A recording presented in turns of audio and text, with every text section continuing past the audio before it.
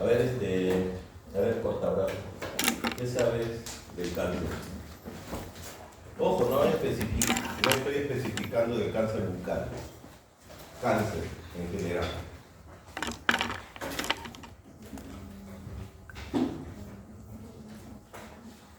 Es cuando hay destrucción de tejidos corporales.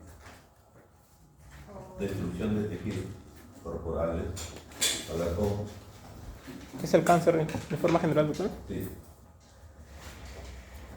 Bueno, vendría a ser la formación de células anormales que pueden producir lo que es hiperplasia. A nivel oral se puede presentar de diferentes maneras, por ejemplo lo que es la leucoplasia o la eritroplasia, como lesiones rojas, las lesiones elevadas, las lesiones fisuradas, las lesiones ulceradas, ¿no? Que formarían parte de alguna manera de las manifestaciones clínicas de esta enfermedad. Muy bien, a ver, Livia. Más que todo es la aparición de células malignas en el organismo. A veces generan proliferación un poco excesiva, ¿no? Y que puede desencadenar, ocupar también sitios donde deberían haber células, por así decir, reguladoras, ¿no? Dentro de las tres características que han mencionado sus compañeros, hay algo que se está repitiendo en los tres. Ya que estamos hablando de una anormalidad de las células, ¿no es cierto? Las células cambian su ciclo vital, de tal manera que nosotros vamos a encontrar que el ciclo vital, en este caso de las células tumorales, va a alterarse y su crecimiento va a ser mucho más rápido. Es por eso que cada vez que se habla de células cancerosas, hablamos de proliferación celular. ¿Ya? Entonces, acá nosotros vamos a ver de que en una región, en un tejido que puede ser mucosa bucal, puede ser la mucosa gástrica, la mucosa del colon, puede ser la glándula prostática, la glándula mamaria, los ganglios linfáticos.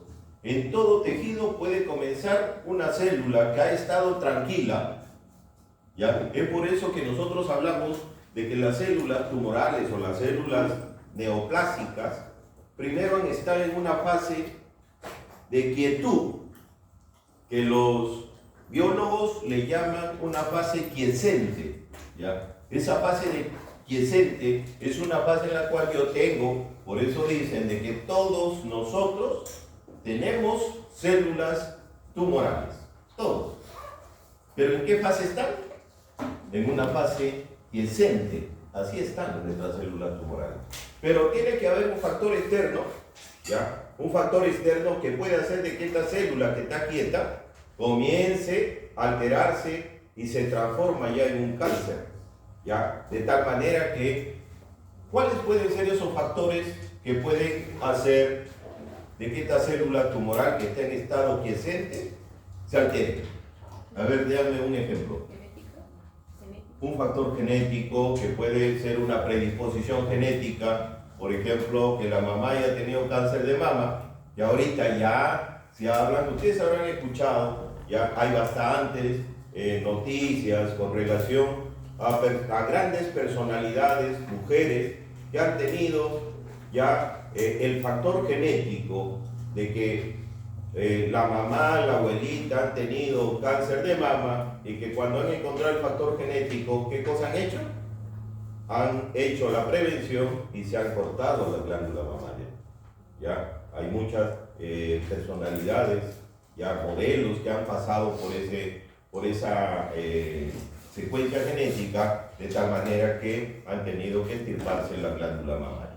Entonces, a ver qué otro factor puede hacer de que esta célula tumoral, dígame. Hábitos como fumar, el alcoholismo. Muy bien, el hábito, malos hábitos, el alcohol, ya, el fumar, el consumir drogas como la cocaína, ¿no es cierto? Entonces pueden exacerbar eso.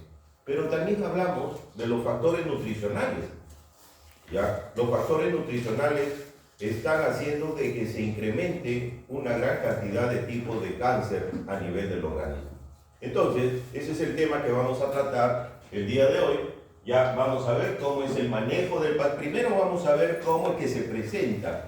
¿Qué es lo que el odontólogo tiene que hacer frente a un paciente con cáncer? ¿Ya? Entonces, cada vez que nosotros hablamos de un paciente con cáncer, es necesario de que cuando un paciente está ya diagnosticado de cáncer, no vayan a pensar que solamente va a estar a cargo del oncólogo, ¿ya? Van a haber varias disciplinas que van a estar alrededor de ese paciente. Va a estar el hematólogo, va a estar el cirujano que está a cargo del paciente, va a estar el radiólogo especialista en oncología, de tal manera que especialistas en fisioterapia, porque a veces quedan algunas secuelas después de la cirugía. Y uno de ellos va a ser el odontólogo. ¿Por qué? ¿Por qué creen que el odontólogo tiene que tener justamente frente a los pacientes con cáncer una participación? ¿Por qué creen?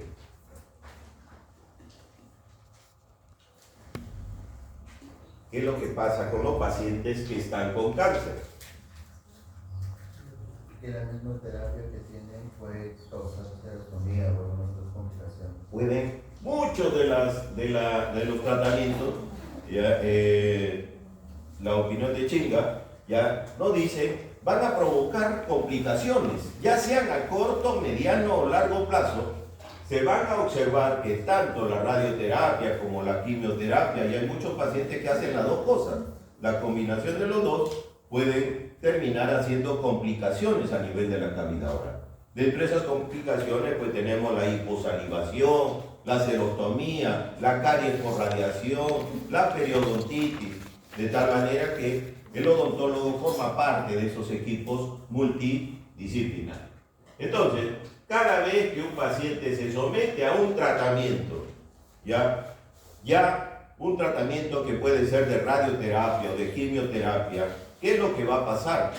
Va a comenzar, ojo, que la radioterapia y la quimioterapia, hubiese sido bueno de que la radioterapia y la quimioterapia vaya directamente sobre las células tumorales, pero no es así. Ya cuando la radioterapia y la quimioterapia se da en un paciente, no solamente daña células tumorales, sino también va a dañar, ¿qué cosa? Tejido sano, células sanas, ¿ya? De tal manera que van a provocar un daño también irreversible, ¿ya? Va a provocarse daño irreversible de otros tejidos, ¿ya? Si nosotros comenzamos a ver, puede haber un daño irreversible a nivel de glándulas salivales. Se puede observar un daño irreversible a nivel de tejidos conectivos, ya a nivel del tejido vascular, a nivel del tejido óseo. Va a comenzar a observarse daños irreversibles por la quimioterapia o la radioterapia que están llevando estos pacientes.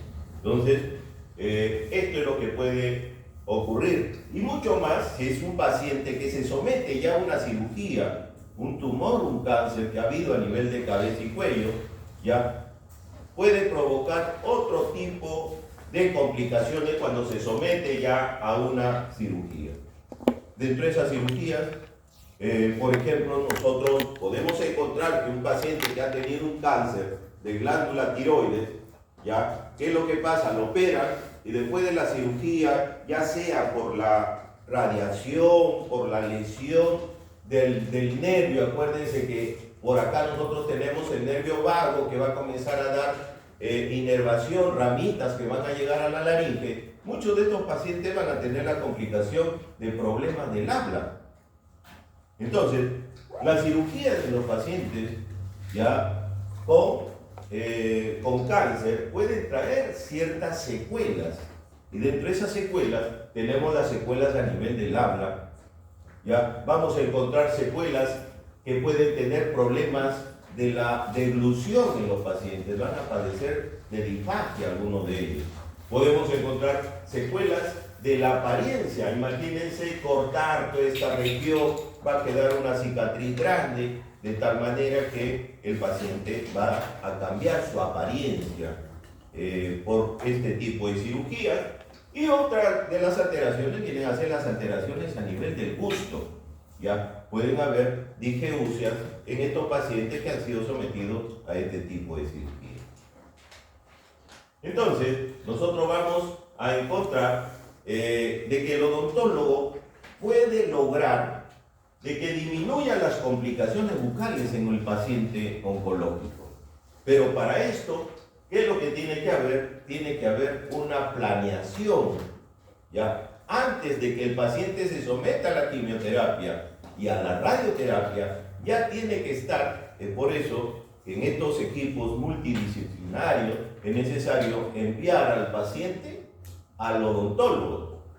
Y muchas veces, ¿qué es lo que dice el paciente? Doctor, pero si yo lo que tengo es un cáncer, ¿por qué me está mandando donde el odontólogo? ¿Por qué les está mandando?